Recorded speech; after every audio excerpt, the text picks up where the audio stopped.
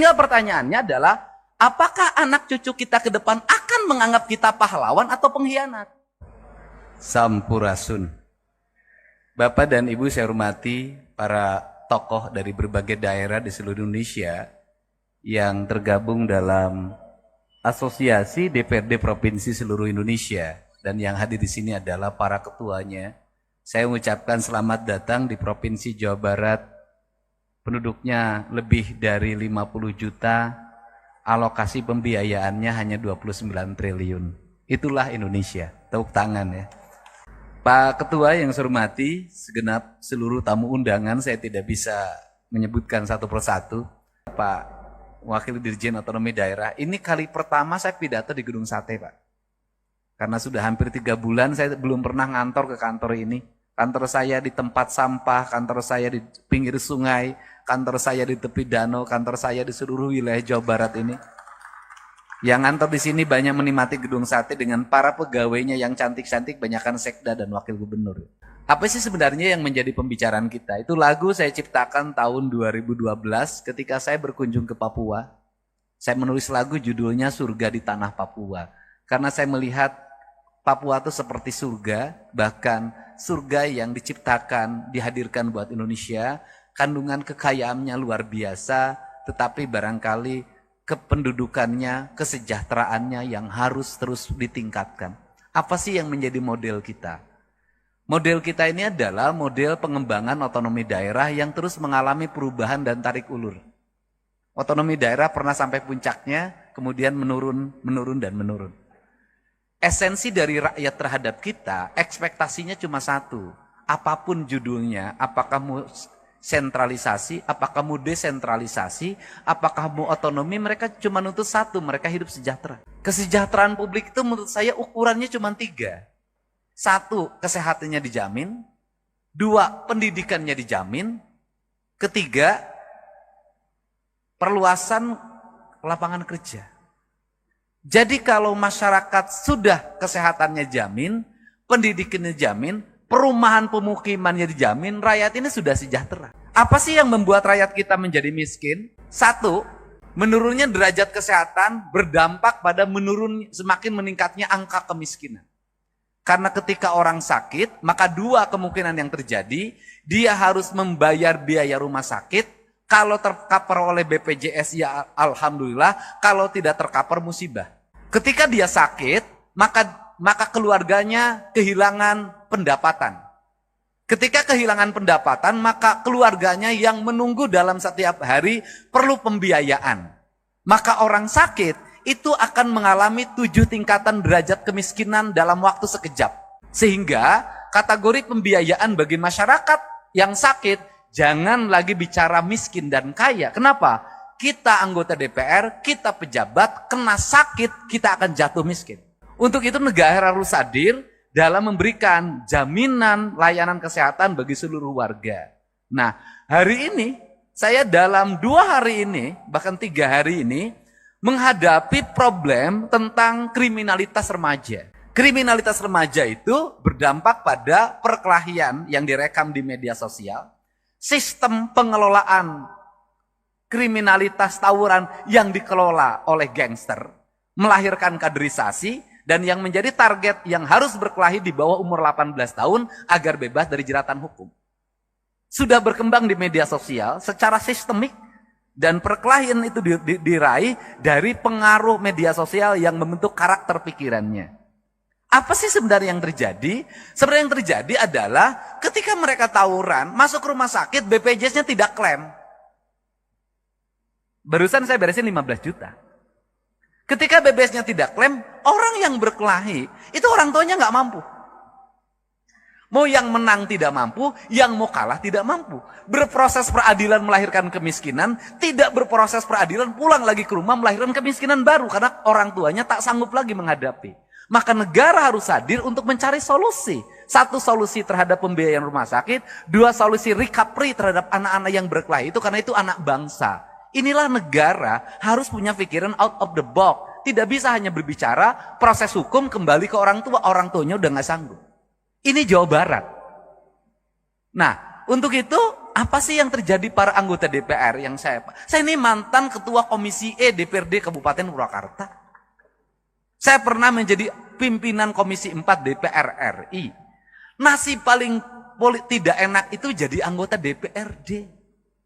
Kenapa nasibnya tidak enak? Kritis diomongin, nggak kritis diomongin. Kalau DPRD ngomong terus, diomongin, kata rakyat, kerjanya ngomong terus, kita tidak butuh ngomong. Pada tugas DPRD ngomong. Nggak ngomong, diomongin juga, dapat duit tuh. Nggak ngomong-ngomong, pokirnya udah dibagi, nggak ngomong lagi. Ini problem, Pak. Nah, seluruh problem itu bisa ditempuh dengan apa sih? Dengan keterbukaan. Keterbukaan itu apa? Kita harus mulai berani menceritakan apa adanya tentang diri kita, tentang isi anggaran kita, tentang kebijakan fiskal pusat dan daerah, tentang kebijakan fiskal kabupaten, provinsi terhadap kabupaten kota terhadap desa. Sampaikan secara terbuka dan apa adanya, termasuk apa yang dialami problem anggota DPRD. Apa sih problem anggota DPRD? Saya ini anggota DPRD, pernah ngalamin. Begitu jadi pinjem bank. Honornya tinggal sisa 5 juta lagi. Istri nambah 1 lagi. Konstituen tiap hari dibanding pejabat eselon 2 di provinsi, dibanding sekda, yang datang ke rumahnya banyakan anggota DPRD. Gitu loh. Sekda dapat tunjangan 70 juta, nggak ada yang minta. Eselon 2 dapat tunjangan 50 juta, nggak ada yang minta. Anggota DPRD tunjangannya sudah habis dijaminkan ke Bank BJB, tinggal 5 juta yang mintanya tiap hari. Harus kondangan. Yang meninggal harus dilayat. Tiap hari.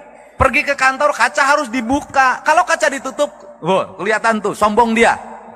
Itu. Sedangkan fiskal terbatas. Nyari lagi lewat perjalanan dinas sekarang makin kecil. Kalau pergi perjalanan dinas, siapa yang paling banyak yang ngikutin? Yang berangkatnya 1, SPY-nya 10. Sehingga APBD-nya menjadi terserap untuk perjalanan dinas. Padahal nyerapnya anggota DPD sedikit, kebanyakan sekretariat dewan. Kan saya tahu yang begitu-begitu. Yang dituduh siapa? DPRD lagi. Nah, apa sih yang mesti dilakukan oleh kita? Ya kita mulai ngomong terbuka pada rakyat. Terbukanya apa? Ini loh proporsi kita. Ini loh biaya politik yang kita lakukan. Kemudian apa sih yang kita harapkan? Saya dari dulu itu menyampaikan, saya ketika jadi bupati berkirim surat pada presiden. Berkirim suratnya adalah, saya bilang begini, kalau pemerintahan ingin efektif, kalau perda ingin cepat pembahasannya, kalau aspirasi publik setiap hari bisa diterima oleh anggota DPRD, saya berulang-ulang menyampaikan bahwa peningkatan kesejahteraan anggota DPRD, honorariumnya harus dilakukan lewat rapat-rapat DPRD. Kalau rapat komisi ada honornya, kalau rapat paripurna ada honornya, kalau rapat gabungan komisi ada honornya, kalau rapat badan anggaran ada honornya, kalau rapat badan musyawarah ada honornya, anggota DPRD nggak akan pergi kemana-mana, pasti ngumpul di kantornya. Seluruh kegiatan OPD, organisasi perangkat daerah, akan cepat dan anggota DPRD akan kritis. Kenapa? Dia akan kontrol alokasi anggaran pemerintah, dia akan kontrol pekerjaan, dia akan baca buku anggaran, dia akan baca realisasi anggaran dengan detail. Kenapa? Dengan membaca itu honorariumnya ada.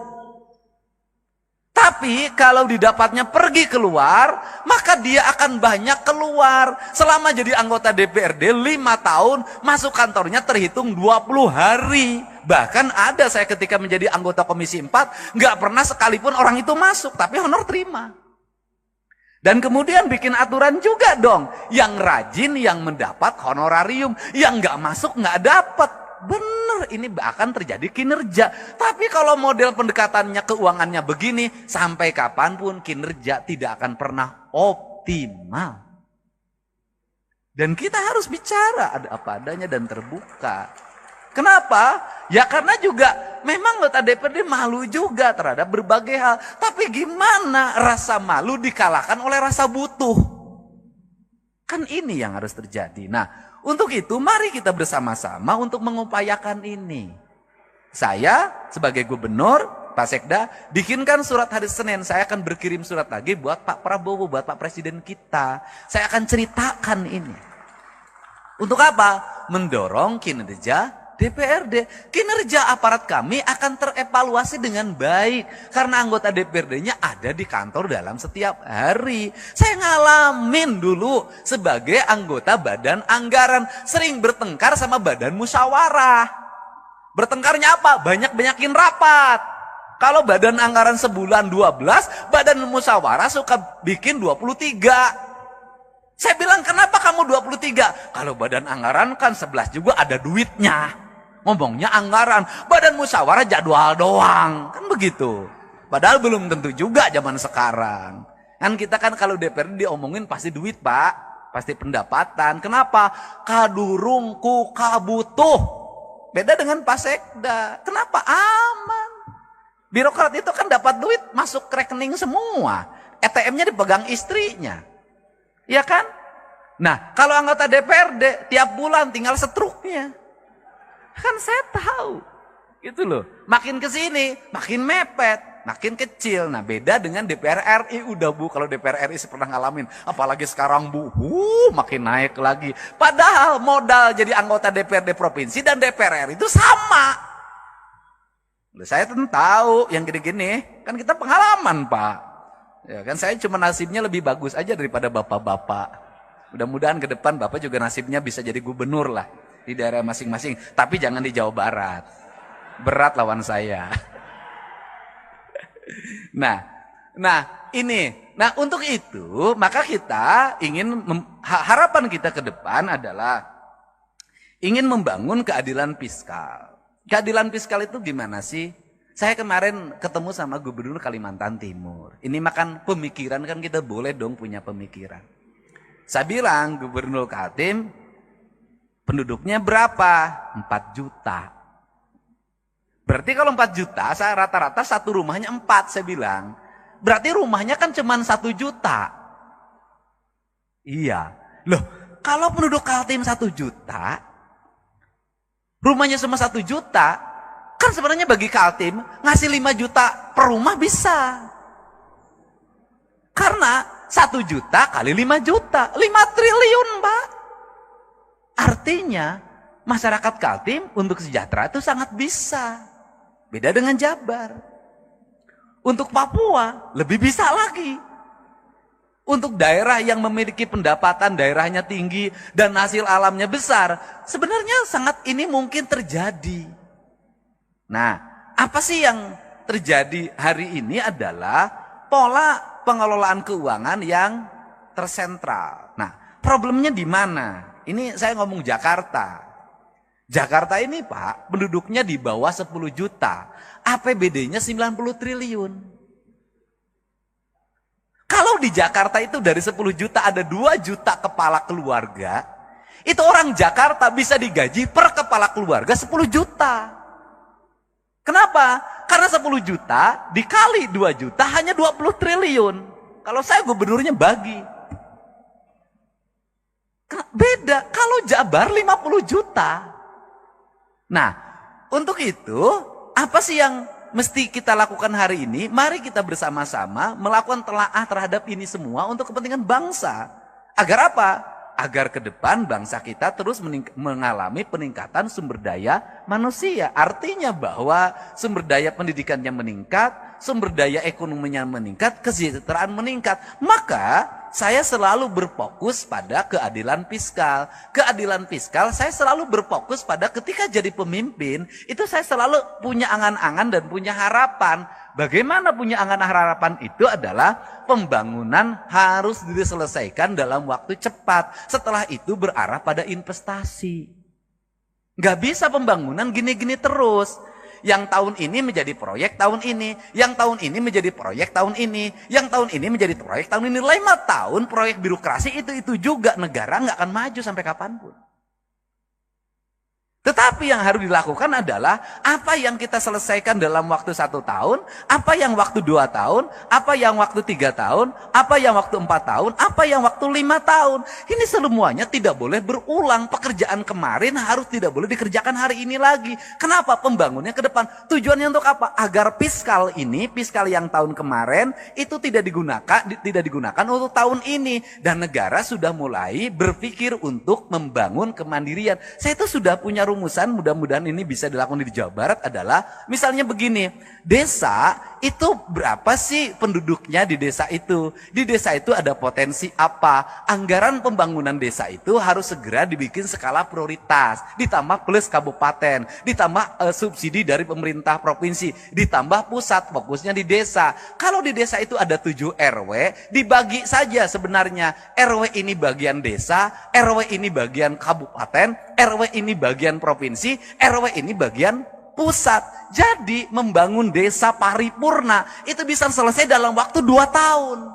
Tahun ketiganya itu anggaran sudah mulai diarahkan, bukan untuk itu lagi, untuk kesejahteraan publiknya, jaminan kesehatannya, jaminan pendidikannya, jaminan hari tuanya. Tahun berikutnya harus lagi mengarah pada investasi, di mana uang itu tidak digunakan lagi untuk pembangunan infrastruktur lagi, karena udah selesai. Digunakan untuk investasi, investasinya dikelola oleh perbankan daerah, di mana uangnya berputar, dipinjamkan pada lingkungan daerahnya, dan untungnya diperoleh lagi. Ini kan model koperasi zaman dulu sebenarnya, cuman dikelola secara modern. Nah kemudian uang itu berputar, maka dalam jangka panjang daerah tersebut akan memiliki kecukupan fiskal. Kemudian pembangunannya selesai. Terjadi pada negara mana? Pada Tiongkok. Tiongkok itu pembangunannya dilakukan secara terstruktur, terencana, dilakukan oleh negara dengan waktu cepat, kemudian negara memiliki kecukupan fiskal, kemudian Tiongkok berkembang investasinya, setelah berkembang investasinya, kebutuhan pembangunan di daerahnya dianggap sudah cukup, kemudian mereka punya fiskal yang cukup, mereka harus bergeser ke tempat lain untuk menggeser sumber daya manusianya, sumber daya ekonominya, diputarkan di negara lain, rakyatnya ikut kerja. Tetapi setelah proyeknya berjalan, mereka balik lagi dapat duit lagi 2-3 keuntungan. Dia pakai bahan baku dia punya dia pakai sumber daya punya dia, dan punya fiskal punya dia. Rakyatnya kerja, barangnya dijual, setelah itu dia dapat keuntungan lagi, balik lagi ke negaranya. Kita mulai berpikir desa-desa dan kabupaten ke situ. Dan ini harus kembali bahan diskusi. Kenapa? Karena kita punya tugas. Kita ini hari ini adalah pahlawan untuk anak cucu kita ke depan. Tinggal pertanyaannya adalah, apakah anak cucu kita ke depan akan menganggap kita pahlawan atau pengkhianat? 45 dianggap pahlawan. Mungkin 66 masih dianggap pahlawan. 71 mungkin dianggap pahlawan. Pertanyaannya lah, kalau mimpi tentang keadilan tidak segera terwujud di tengah-tengah masyarakat, maka dimungkinkan 30 tahun ke depan Agustusan nggak bikin lagi doa buat kita. Kenapa? Mereka tidak punya catatan reputasi kita dalam membangun keadilan di negeri ini. Nah, inilah kerangka pikir dan kerangka pijak yang harus dibangun oleh kita secara bersama-sama, tanpa kita membicarakan berasal dari partai mana. Karena kita sama-sama berkomitmen membangun negara ini dengan baik, membangun keadilan sosial secara paripurna. Dan keadilan sosial hanya bisa diwujudkan dengan pendekatan fiskal. Nah yang terakhir, Jakarta ini duitnya banyak. Benar. Tapi Jakarta duitnya banyak, itu duit dari daerah-daerah. Karena perusahaan di Kalimantan Timur, perusahaan di Sumatera Barat, perusahaan di Kalimantan Selatan, perusahaan di berbagai, termasuk di perusahaan di Jabar, itu kantor pusatnya di Jakarta. Bayar PPh-nya, itu NPWP-nya Jakarta. Sehingga dapat bagi hasilnya Jakarta lebih gede, Pak. Sebenarnya yang kebagian baunya kami, Pak. Yang kebagian demonstrasinya kami, Pak. Tapi yang menikmati dana bagi hasilnya Bapak, Pak. Untuk itu kesini kan sekarang sebagian, Pak. Ya, teman-teman itu loh. Itu yang di Jawa Barat, yang di tempat lain juga sama. Ini yang harus kita bicarakan bersama, Pak. Kenapa? Kita ini daerah-daerah memiliki tanggung jawab beban yang luar biasa. Orang Kalimantan punya uang di keruk. Ya kan? Kemudian orang Jawa Barat punya uang bagaimana? Ada debu. Ada asap. ada limbah, ada jumlah manusia yang banyak dari mana-mana ke sini. Ada konflik ketenaga kerjaan, ada demonstrasi ketenaga kerjaan, ada problem sosial di mana orang yang di sekitarnya asalnya punya sawah, hilang sawahnya, asalnya punya kebun, hilang kebunnya, kehilangan mata pencahariannya, tergeser dia oleh persaingan orang, mereka menjadi kelompok miskin baru. Nah, kemudian infrastrukturnya buruk, sanitasi lingkungannya buruk, pendidikannya sekolah-sekolahnya buruk. Ini yang menjadi PR kita untuk diperbaiki. Nah, kemudian Jakarta dapat duit gampang banget, Pak. Hotel berbintang. Tidak usah nagih kayak pajak galian C, Pak. Dikejar-kejar, dibohongin sebagian. Gitu loh, Pak. Ada kemudian ada debunya, ada ancaman longsornya. Jakarta mah kagak, Pak. Gedung perkantoran 27 lantai, 31 lantai. Ber-AC, orang bayarnya sambil tersenyum, Pak, tidak sambil marah. Berjejer, tanahnya harganya meningkat sehingga dapat berkah. Makanya Bapak dapat berkah jadi ketua DPRD orang Betawi di Jakarta. Untung tidak jadi ketua DPRD di Jawa Barat, Pak. Ketuanya pas rambutnya sampai lepas, Pak. Saking pusing, Pak. Nah, ini kan yang harus dibicarakan oleh kita, dan saya ingin para anggota DPRD dalam pertemuannya ada rekomendasi-rekomendasi kontributif bagi perbaikan bangsa. Bagi upaya membangun keadilan sosial, bagi upaya melakukan kebijakan keadilan fiskal. Karena apa? Karena negeri ini hanya bisa dibangun dengan fiskal yang baik, fiskal yang sehat, fiskal yang terencana, fiskal yang terarah, dan fiskal yang tidak lari ke luar negeri. Fiskalnya harus berputar di sini. Untuk itu saya mengucapkan terima kasih. Semoga kalau tadi Pak Ketua DPRD Jawa Barat sudah dinobatkan sebagai ketua terpilih, saya ucapkan selamat, Pak. Ya kan? Karena yang menyampaikannya Ketua DPRD DKI yang ketua hari ini. Dan saya baru, Pak, sepanjang sejarah berdemokrasi, Pak, ada ketua asosiasi, partainya beda, daerahnya beda, menyerahkan tampuk kekuasaan pada Bapak. Pada tempat tadi yang partainya berbeda. Kenapa itu diberikan? Karena memang nggak ada honornya, Pak. Ya, Pak, ya, duitnya kan harus nyari sendiri, Pak. Tapi selain itu adalah bentuk penghormatan dan penghargaan, gitu loh. Penghormatan dan penghargaan jauh lebih tinggi dibanding honor. Untuk itu kan jadi ketua DPR itu mencari kehormatan dan mencari penghargaan, bukan mencari honor. Makanya honornya nggak usah gede-gede. Bohong, kita harus lebih tinggi lagi. Saya ucapkan terima kasih para wakil ketua DPRD Provinsi Jawa Barat. Mudah-mudahan pertemuan ini pertemuan yang berkah, pertemuan yang membawa kebaikan, dan pertemuan yang bisa melahirkan rasa adil bagi kepentingan masyarakat Indonesia. Dan kita berharap dengan kepemimpinan Pak Prabowo Subianto, kita akan bisa terus meningkatkan kinerja pembangunan, mendorong pertumbuhan, menyiapkan investasi, menjaga investasi dengan baik, menumbuhkan tenaga kerja, menjaga kesehatan rakyat, meningkatkan kualitas pendidikan, kualitas lingkungan hidup, dan layanan birokrasi yang berdaya guna, berhasil guna, memiliki aspek output, outcome, dan benefit yang pada akhirnya tercipta keadilan bagi seluruh rakyat Indonesia dalam bingkai Negara Kesatuan Republik Indonesia. Saya ucapkan terima kasih, dan terakhir, ini bahan renungan kita, Pak. Ini saya selalu ngomong berulang-ulang. Gedung ini namanya gedung sate, Pak. Satenya itu ada 6, Pak. Kata sekda saya, 6 itu melambangkan bahwa dulu POC itu membangun dengan 6 juta golden. Dan saya itu sampai hari ini tetap merasa malu, Pak. Sebagai birokrat, sebagai politisi. Makanya saya punya ambisi untuk mewujudkan itu. Kenapa? Belanda, Pak, membangun infrastruktur di mana-mana dengan 1, pelabuhan, 2, lapangan terbang, Pak, markas pertahanan angkatan udara, gedung-gedung di mana-mana, kemudian jaringan irigasi, jaringan kereta api, jaringan listrik, telekomunikasi. Mereka cuma ngandelin jualan teh di Jawa Barat, jualan kina, jualan karet, jualan teh, jualan kina, jualan karet, bisa bikin gedung sate, bisa bikin gedung pakuan, gedung Bank Indonesia, stasiun kereta api, husen, pangkalan udara, pelabuhan, jaringan laut, jaringan darat. Kita ini sudah segala dijual, sudah bikin apa? Nah ini kenapa saya sangat ketat sama fiskal, itu. Kita ini sudah segala dijual, kita ini sudah bikin apa? Ini renungan kemerdekaan kita.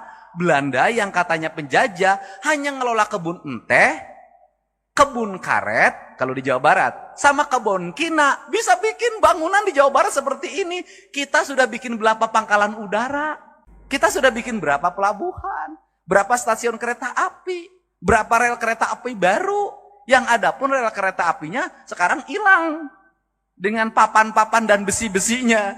Nah, mudah-mudahan ini bahan evaluasi kita. Kita sudah, kata orang Sunda, kita sudah tunggul di larung, catang di rumpak. Sudah segala diangkat, pasir diangkat, batu diangkat, laut udah segala rupa. Kok kita nggak kaya-kaya? Kenapa sih? Berarti ada perencanaan belanja yang salah, ada belanja yang salah. Untuk itu, mari kita perbaiki cara belanja kita dan cara mengelola keuangan kita. Dengan prinsip 2, kata orang Sunda, saeutik kudu mahi, loba kudu nyesa. Apa artinya? Sedikit harus cukup, kemudian banyak harus tersisa. Dan di Jawa Barat itu lengkap. Di Jawa Barat itu ada daerah yang paling makmur, namanya Cimahi. Mahi itu artinya cukup. Ada daerah yang paling susah, namanya Cisaat. Saat itu artinya kering. Nah itu Jawa Barat. Dan Jawa Barat itu kekuatannya di air. Jadi kalau orang Jawa Barat pengen makmur, maka perkuatlah pengelolaan air. Kalau airnya terjaga, bersih, terpelihara, Jawa Barat akan subur, makmur, gemah ripah, loh jinawi. Demikian saya ucapkan terima kasih, mohon maaf atas segala kekurangannya. Semoga pertemuan ini pertemuan yang membawa kebahagiaan ketika pulang ke rumahnya masing-masing. Semoga betah di Bandung, bisa makan di Bandung, tidur nyenyak di Bandung, tapi tidak boleh tidurnya ditemani oleh orang Bandung. Hatur nuhun, wallahu muwaffiq ila aqwamit thoriq. Assalamualaikum warahmatullahi wabarakatuh.